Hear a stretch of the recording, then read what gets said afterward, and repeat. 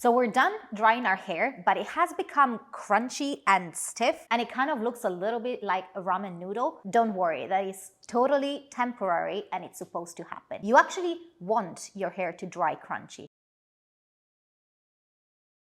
Crunch is crucial to ensure that your curls last for longer, that they're not gonna have frizz, and your style is gonna remain as you set it for multiple days. But you don't have to keep the cast after the hair is dry. It's just a temporary stage. What you need to do is crunch out the crunch. You start by gently scrunching with your hands, moving from the ends to the roots, and gently pulsing to release the cast that has formed around your curls. You can do the same movement around the lengths and anywhere you can feel that your hair is being stiffer than normal. You can also clap the crunch away or gently use the praying hands method to smooth your curls down. Do not run your fingers through your hair though. That motion would be breaking apart your curl clumps and release all the frizz that you have locked away. If you find that you have some areas where your curls have clumped up too much, resulting in big fat ringlets, you can gently separate them to create more fullness. Once your hair is feeling softer on your lengths, you can flip it over and move it to fluffier roots. This will help boost volume, but it's totally optional. You can skip it if you prefer a more elongated look. You can scrunch out the crunch by using an oil, a serum, or